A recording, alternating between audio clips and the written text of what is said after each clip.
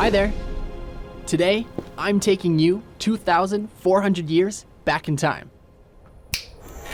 Finally, I can tell you the rest of the story of a man called Nehemiah. He was a Jew who had just returned to Jerusalem after his people had to flee the country. Because the Jews were disobedient to God, Jerusalem was burned down by their enemies. But Nehemiah loved his people and his country, and most of all, he loved God, who chose the Jews to be his people. So Nehemiah came back to rebuild the walls of Jerusalem with his people. But not everybody was too happy about the building project going on. They had their own plans for Jerusalem.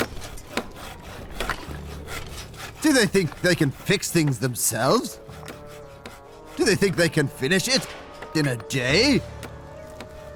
Are they going to build the walls from the piles of rubble, even though they have been burned to the ground? Even if a fox would climb on it, the wall would break. But Nehemiah didn't listen to his negative neighbors. He just kept on working, trusting that God was with them.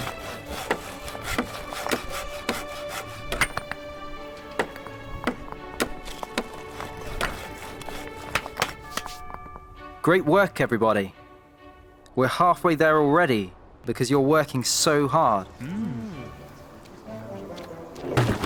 But the wall is going to fall down.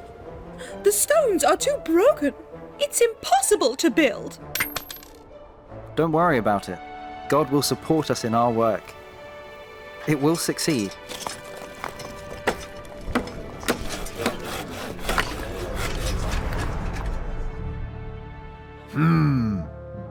So the work on the walls is progressing, and the gaps are being closed. We have to do something.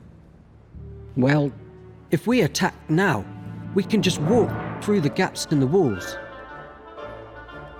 Before they know it, we'll be inside the city to kill them and stop the work. What a brilliant idea! God had already warned Nehemiah about the attack. So they held guard day and night.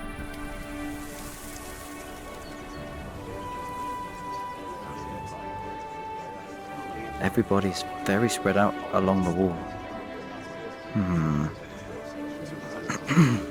Listen, everybody. The enemy could attack at any moment.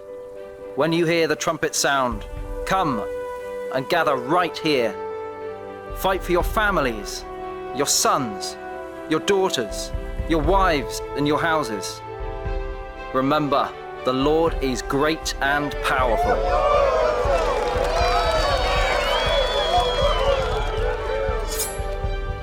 From this day on, the builders did their work with the load in one hand and a weapon in the other. And Nehemiah had everyone working on the lowest parts of the walls first. They have found out. Their God has spoiled our plan. What a stupid idea you had. We'll have to try something else. A trap. Dear Nehemiah, we have heard that the building project is going well, and that there are no gaps left in the wall. Great job. Let's meet together over here. Kind regards, your neighbors.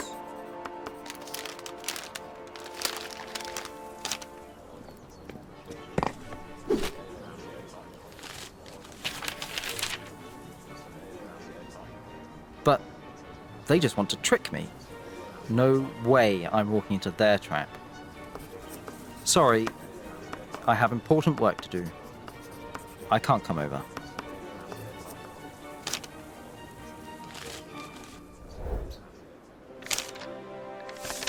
Can't come down?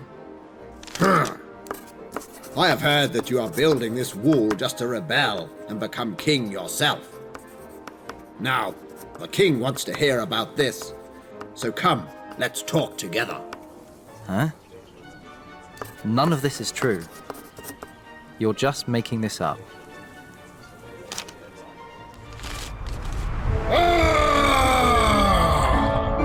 Why won't they come? They tried tricking Nehemiah like this several times. But Nehemiah simply trusted God and kept on building the wall. And after just 52 days, the wall was finished.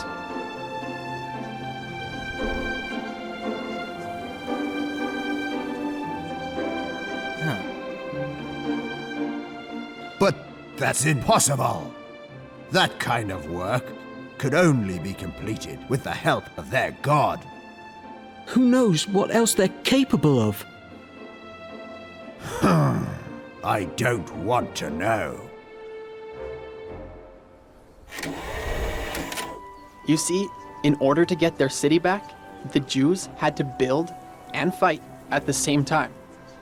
But God was with them and gave them the city as promised. And the same goes for us. We're not building on an actual wall, but we have to guard our hearts in order to protect them from evil and keep them pure for God. Just as they were holding a load in one hand and a weapon in the other, we should always do the good and at the same time fight against evil. We have to watch especially out for weak spots where we know bad thoughts want to enter our hearts. With God's help, I can keep my heart pure and be a servant for God, just like Nehemiah. So thanks for following along with this story, and we'll see each other again in another episode of Bible Heroes of Faith. See ya!